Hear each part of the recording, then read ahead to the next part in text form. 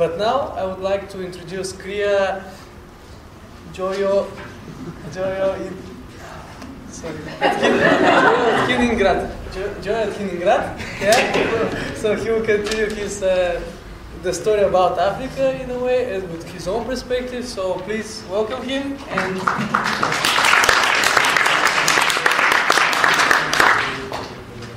Thank you.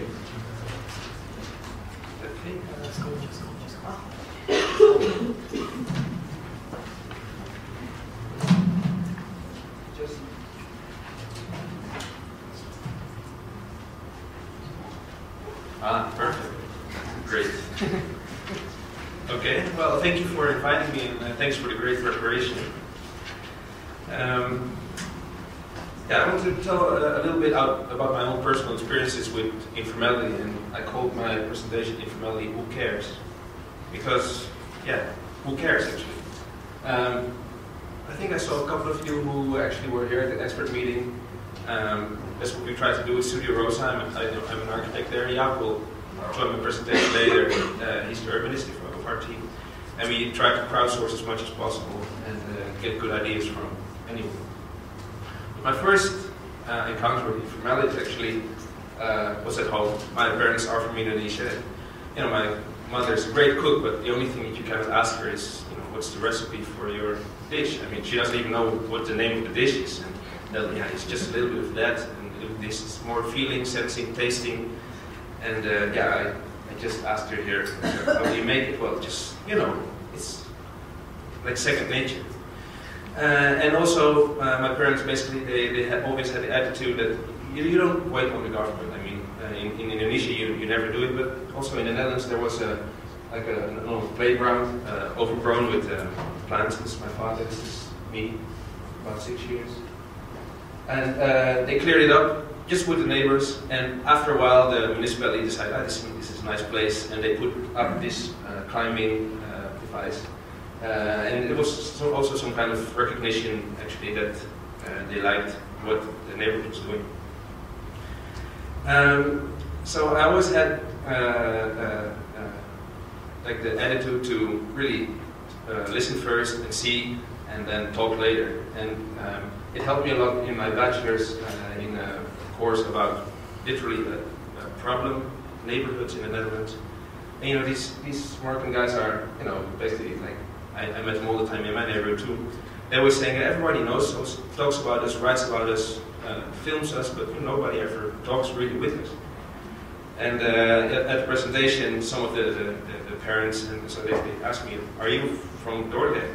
Well, no, actually not. But somehow they told me so much that, you know, I could at least pretend to be somebody from Dordrecht. Well, this continues a little bit until my final project here at the TU Delft, where I made the design for the Casa in Buenos Aires. And I realized at that moment really that I had been learning a lot about architecture, but you know, architecture really alone cannot really deal with the problems at least the cartoneros are facing, but it's really also a legal issue, a financial issue, social too.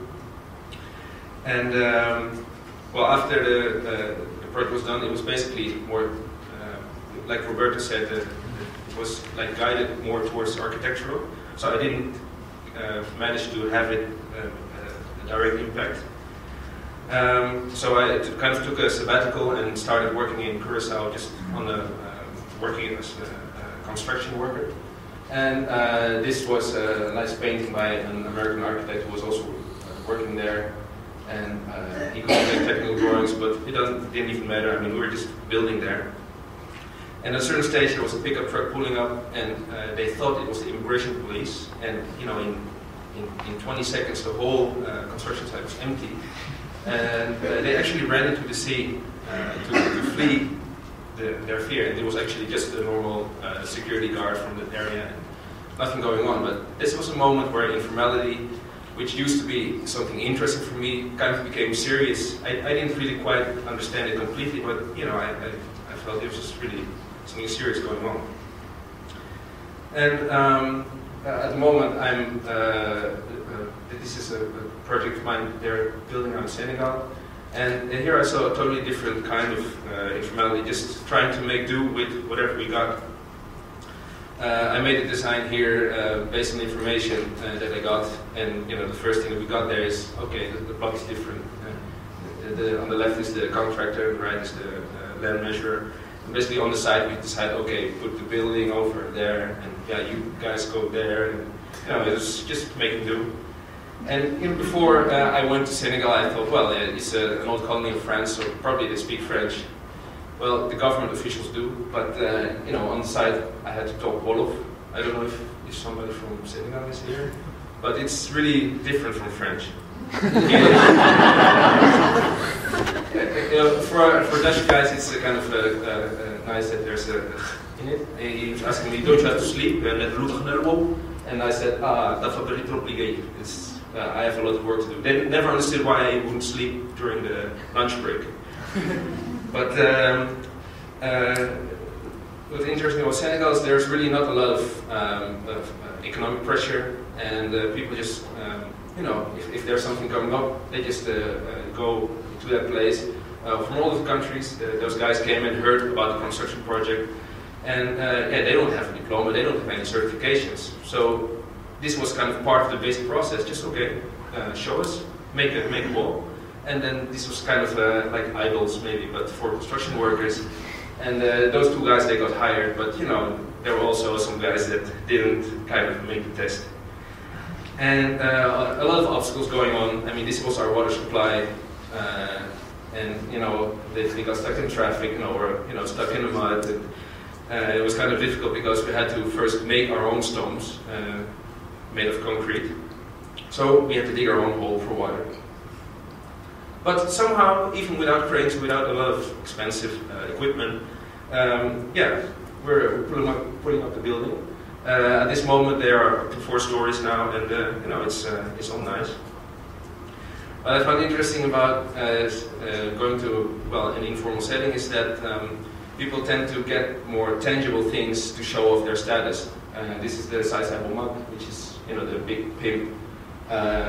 Because he has his car. This is really something that in Holland is something you shouldn't do. But there's really, I sat in his car a couple of times, and people are like, waving, and it's really like a rock star.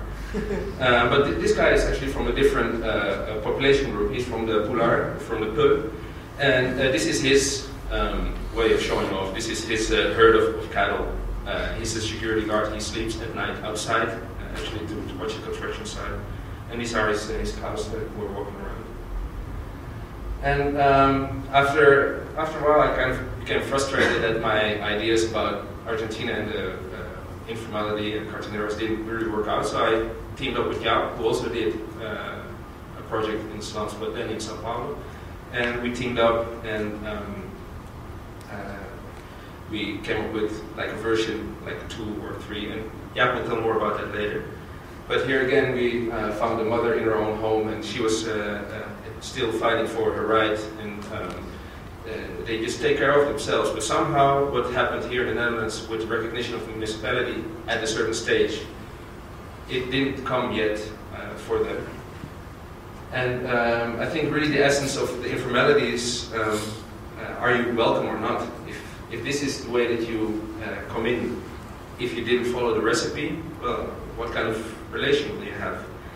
And you can think about, well, what will your full potential be if you only get a recognition of the things that you did in the past and not the things you can do now or maybe in the future. And it becomes really difficult for people in the slum. I mean, we don't like the quality of the house, but why would they invest? Because, maybe they can get a call anytime, the bulldozer on the way, you have to get out of your house, and they will clear your house. So, what we're trying to do with Studio Rosa is develop also tools, and, well, in a way we're very admiring also Marco Ferrario, developing tools to get people to access actually the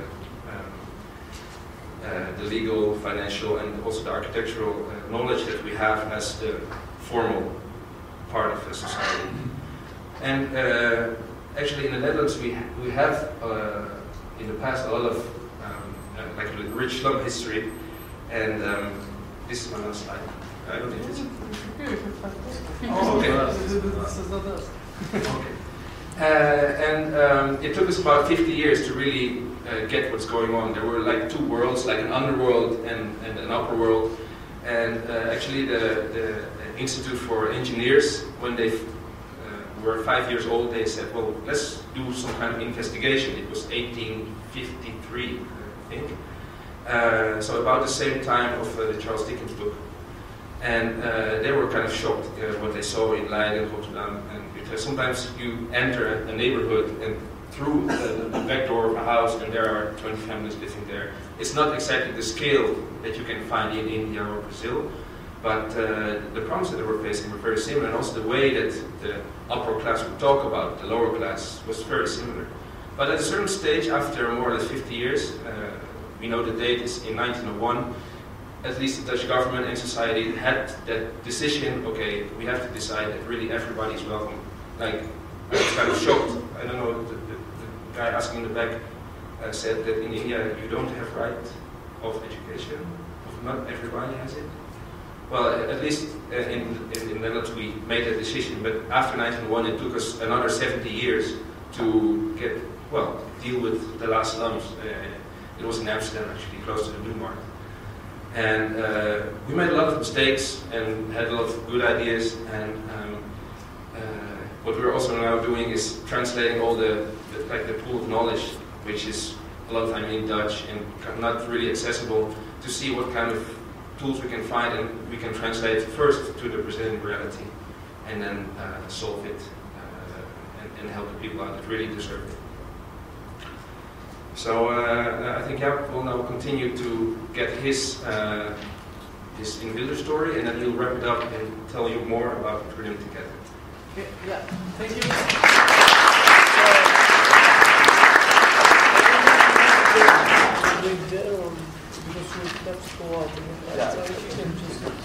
So, yeah, please, yeah, cool. He introduced you already, but obviously it was more about what we do together and what you do by yourself, so please.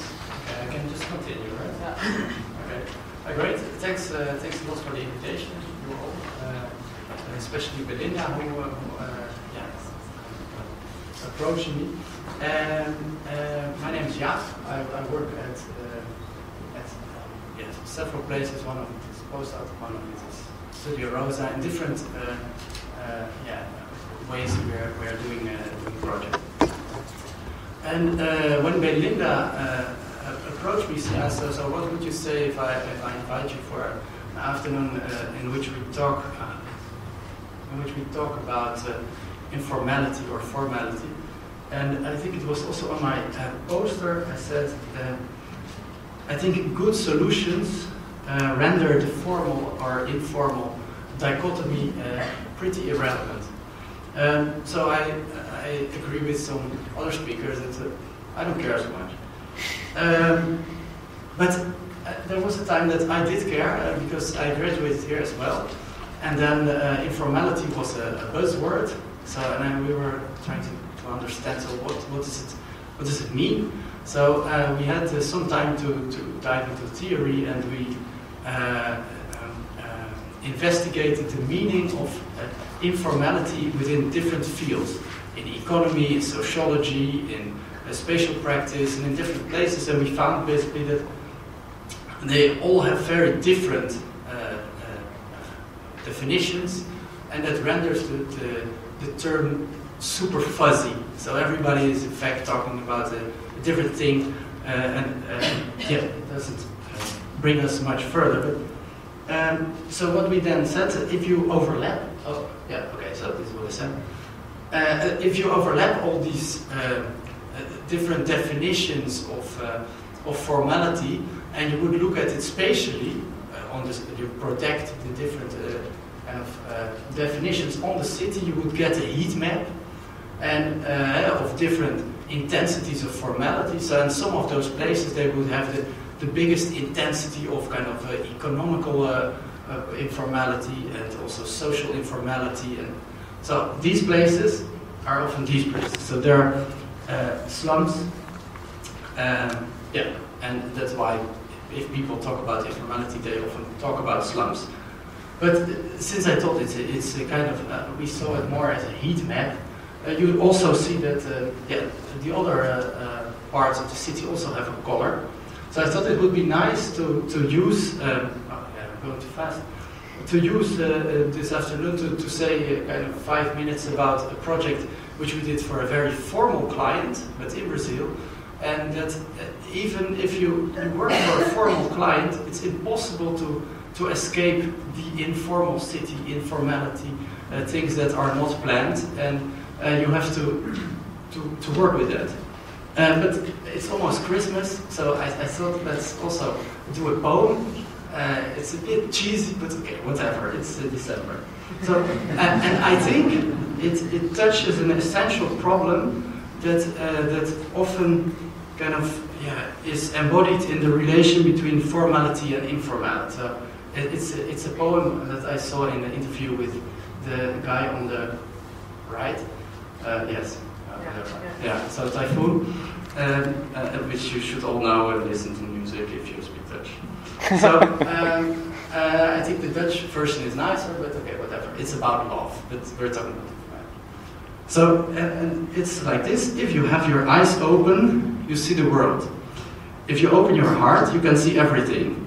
Do not get distracted by concepts. Look love. So did I say cheesy? Super cheesy. But I think the concept like formality and informality, quite a lot of times they are too much put there as a dichotomy, what in practice makes solutions very, very complicated. So I like not to think too much about it. So the project, which I would like to say something about, is in São Bernardo. São Bernardo is the Detroit of Brazil. It's where 1.5 million people live, and where basically automobile industry is located. It's on the outskirts of, it's how do you say, Voorstad, outskirts, periphery of São Paulo. And although they are, the auto industry, car industry is there, we were asked to upgrade sidewalks. So the quality of sidewalks, of course, is super poor. I will show you some pictures. This is how it often looks. But since all those cars, they are constantly in, it becomes kind of a big parking. It's not a Brazilian problem only. Although, now I look at it, this street is pretty full with cars. But anyways, but if you look on the right, the people, they never designed for people. Most of the city was designed, and the planning was for cars. And this city is more and more conscious that if they want to have a sustainable future, they would need to make a lot of BRT lines, which they are doing. It's not that they're not doing it. So then the problem they have is what happens in more developing countries is that when a planner gets into action, he makes plans for a kind of a formal plan. So this is how it should be, and then everything that is not in that format falls out of it. So there's no way to judge it or to say if it's good or bad or whatever. So this is the ideal sidewalk that is currently used basically in all of Brazil. So it looks beautiful, don't you think? So they have a wide strip of 1.5 or 1.20 meters, and it's called the faixa livre, so it's the place where you walk. Then they have a surface strip, and they have an entrance strip. So this is how your sidewalk should look. But so at least you should have almost 2 meters width. But in practice, most of the sidewalks today, they don't have 2 meters width. So then there's also no way to I think somehow some slides went away, but no problem. We just have a little bit less. But to show you a lot of the problems, the sidewalks, they are not wide enough. People are either every couple of meters using a different type of pavement. Trees are blocking or other elements, formal or informal, and with formal elements I then mean electricity or the things that the public infrastructure. And they make the sidewalks very unusable. I think the slides that was taken out. Yeah, sorry. The slides that were taken out was about something that the mayor of San Bernardo said us when we started the project. He said, "Look at New York, because they made this great guide of sidewalks." And you've probably been to New York, you saw the images that how they really do make great sidewalks, but their way of approach is very technical, and that's possible in New York because it's the technicians of the municipality that are able to make the sidewalk itself, because the property and also the responsibility of taking care of a sidewalk is with the public party. In Brazil that's very different, because juridically the property of the sidewalk is of the public good, but the maintenance is of the private parties that are proprietor of the the sidewalk next to their plot. So then we went to the city of San Bernardo for 4 days, and we said that. So we said, okay, this ideal sidewalk, it doesn't exist, and so we tried to think how can we make regulations that are much more giving an answer on the problems that are on the sidewalks to resolve their sidewalks. So we found typologies, different typologies and subtypologies, and we made typologies kind of on their formal properties, and subtypologies defined by the adjacent use of the sidewalk. This is a little bit small, but and in that way we were able to say a lot about the different ways of different types of sidewalks that you find in the Brazilian city, I think, in general. And then if you know the subtypologies, you can much more clearly give some guidance. And we also used kind of the way of typologies, how do you say it? I don't know. Anyways, making typologies as a tool to decide for the municipality what sidewalks where do you prioritize, which ones do you omit, you want to get rid of because it makes a very dangerous situation, which ones do you think they are good and you would improve, etc. And also with which stakeholders, because the typologies in a lot of times have to do with stakeholders, sometimes it's whatever. Anyways, so we analyzed all these sidewalks, etc. And next to the kind of typologies, we found out that according to the uses, you basically can have different ways of, designing the sidewalk as itself. So, whereas the old regulations only worked from a sidewalk or a sidewalk that was at least 2 meters, which omitted then basically 80% of the city, we started to think from a sidewalk of 0 and how you could, and giving guidelines instead of laws, and visual ones instead of written ones, how you could, as the one responsible for making your sidewalk, to make it better accessible. So I will go through it a little bit quickly, but then also not only on how you make, how do you design it, but also how you place elements, etc., to get a more accessible street at the end. For all of these, we made a lot of examples on how you can do this. And today we are in a couple of streets with different groups of people working on trying out some streets. One of them is this street in the middle of the center, for which we made lots of different shows. And the other thing is that we said, like, for making accessible sidewalks, you should also make the rules about making a sidewalk accessible. Because before that, before we started there was a book like this, and you could get it if you go to the municipality. And nobody did that, of course, so people just invented. And we are now working on a tool which works on different devices, and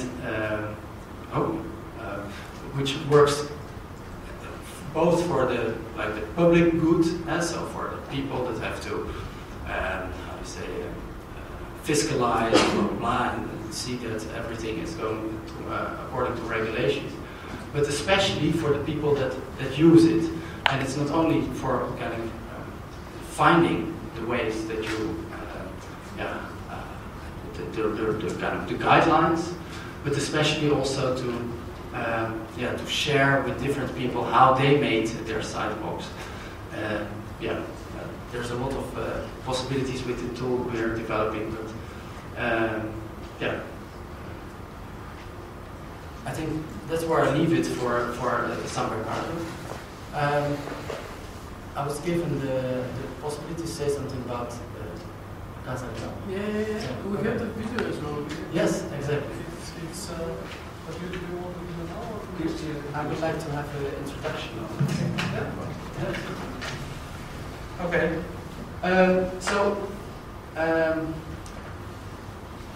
The first part of my story was about a formal, client asking, and encountering kind of informal processes within the city. People just doing things that, how it's not planned. Casa is a project which I do with Kria, but with most of the people sitting in Brazil. And it's a project. Casa Legal, it means cool house, but it also means legal house. And it's a project this time in a slum that on different ways tries to bridge the gap between formal and informal. And hey, there are my slides. Anyways, so it started in Paraisópolis. Paraisópolis is a place that you all know because of this picture from Tuca Vieira, also because of this picture from Roberto Rocco, and also because this picture you don't know, but it's my picture. And so it started when I met Gilson Rodrigues. It's a guy who lives in Paraisópolis, and I met him on the market when I lived next to Paraisópolis.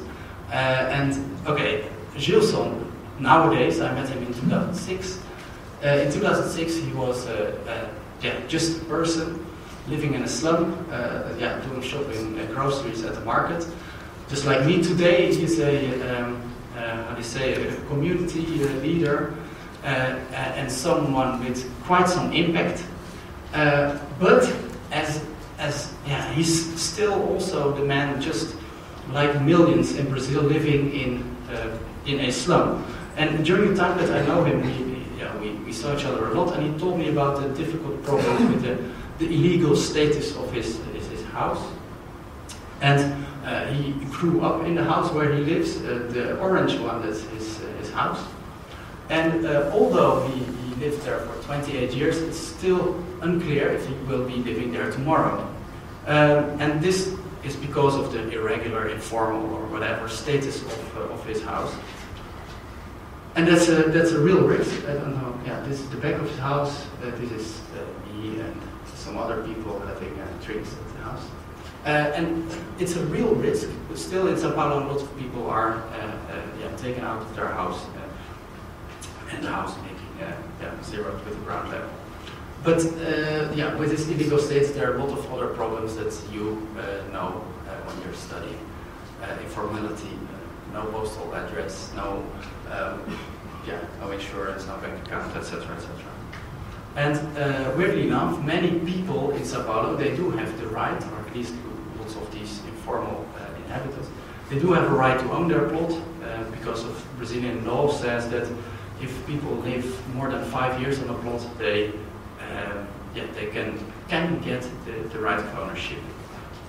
But in practice, that hardly ever happens because on the right you will see that for legalization of the plot, the house has to be in a status that is formally required. The houses, of course, they don't. So then they would need to invest. But to invest, you would need to have a bank loan. At least these people, of course.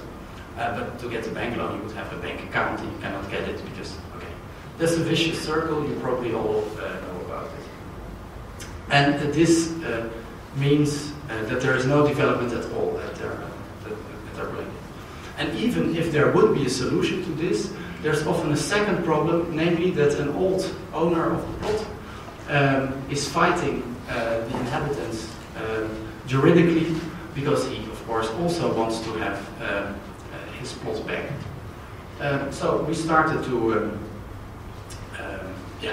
do what? To read books, theory, practice, to go through, to meet not only Gilson but also his neighbors and the rest of the neighborhood, lots of other slums, a lot of social housing projects, but also we, in my practice, I also got involved in a lot of other housing projects or just formal building projects. This is not something we make, but just to show you what a formal housing project in Brazil often looks like.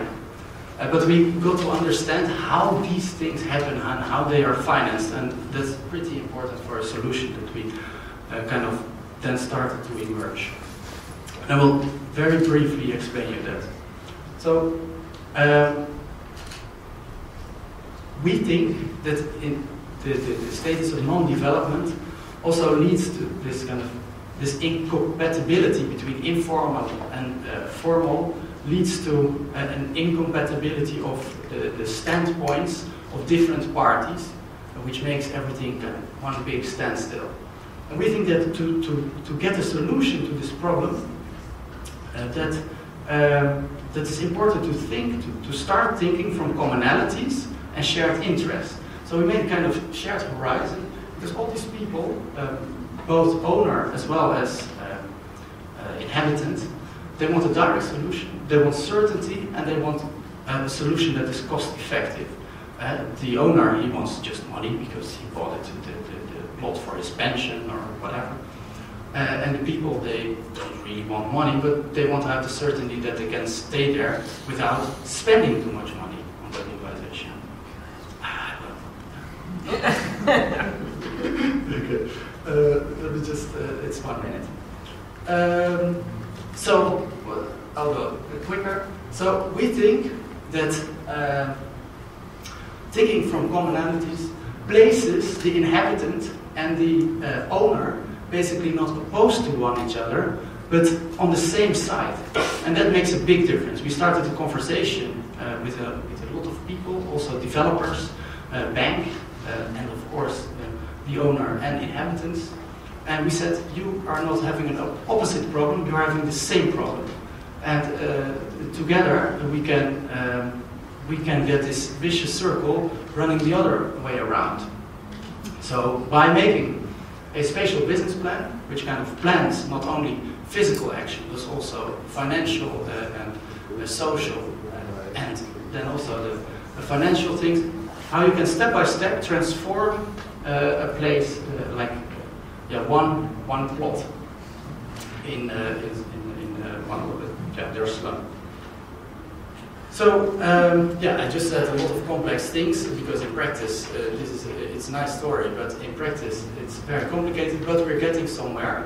We're busy now for 3-4 years, having the Casa Federal involved, which is the federal bank who's financing all the investments in social housing in Sao Paulo.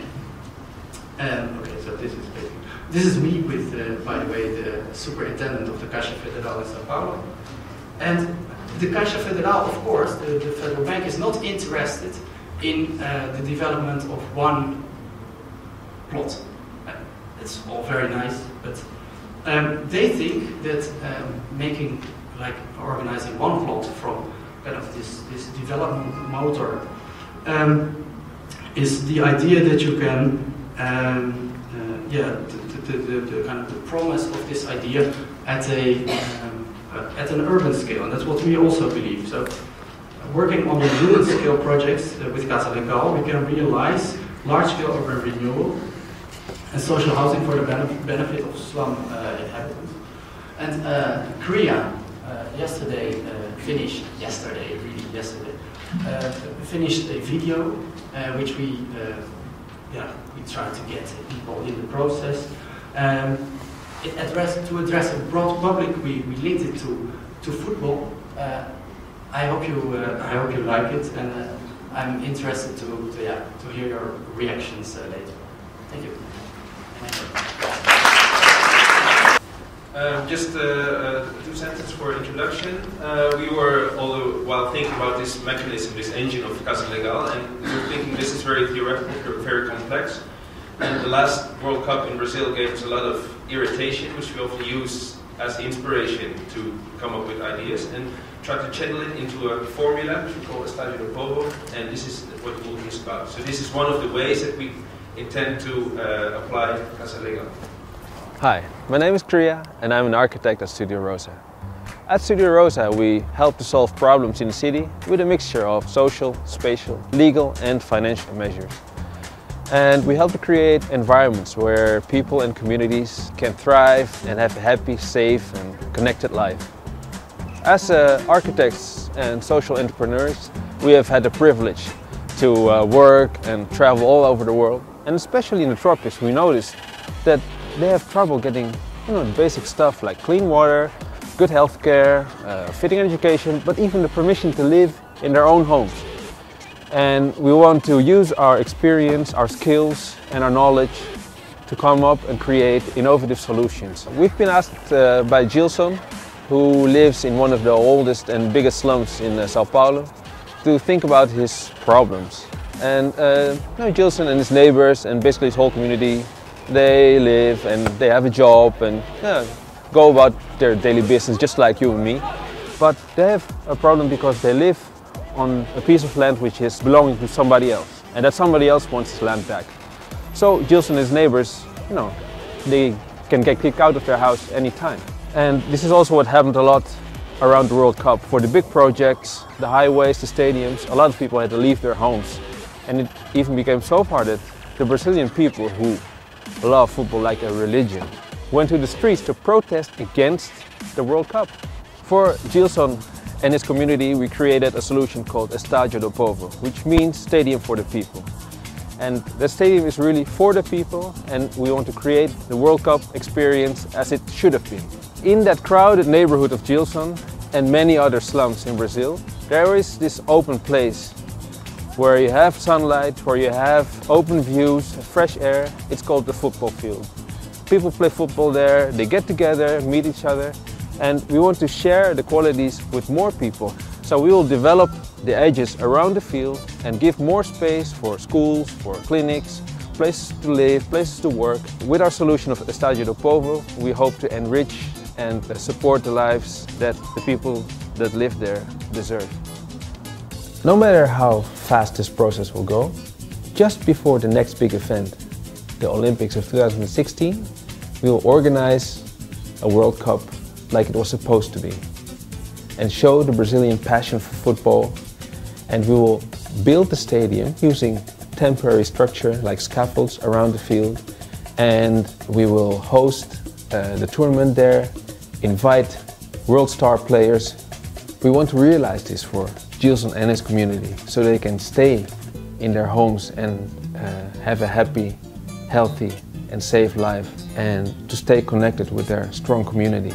Create an environment where the passion of football and the quality of life go hand in hand. All over the world, and especially in Latin America, Africa and South Asia, there are many people struggling with similar situations. We should remember that in Europe and USA, we had similar situations not so long ago. After some research, we found out that about 40% of the Dutch inhabitants lived in slums at some stage. And it actually took us a long time, about 120 years, to deal with our problems. And over time we built up a big pool of knowledge, and we're surprised that not many people use it. So we want to dig in there, get the good ideas, and share it with everybody who needs it. There are many ways that you can help us by teaming up with us. Maybe you have a skill that is useful for us. Maybe you know something about marketing, maybe you have some legal background, financial, design, or socially engaged. If you like our idea and want to help us, well, let us know. Maybe you have somebody in your network, you can share your network with us. So far we have done all the research and paid for it basically out of our own pockets. But we did so because we really believe that we can make a positive change. But of course you can help us and support us by buying that skybox or by getting on the seat or playing in the team. And while you're having fun, you actually help and have a tremendous impact on the lives of the people living in the future stadium. We would love to stay in touch with you, and we want to share our development with the plan. We want to show how we help Gilson and his neighbors and his whole community. But we also need your ideas. So when we send you a newsletter, we will gladly send it to you. But give us feedback, share your ideas, so together we can make an end to the slums worldwide. Please spread the word, and well, thank you very much for your attention. Wij willen even een partijtje. Huh? Jullie mogen een partijtje spelen? Dat is alleen maar beter. Ja, als jullie... Hey, voor hem! Een partijtje! Ja.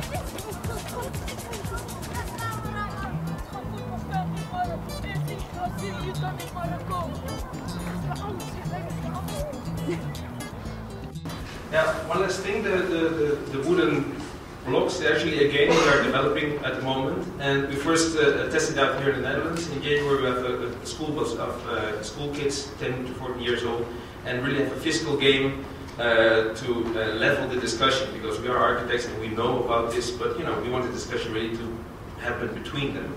And yeah, we'd love to be in touch with you, and we're actually one of the first games, if you sign up for our newsletter, we will reward one of you if you give your visit card, business card or anything, then we'll give you one of the first developed games. Okay, so thank you.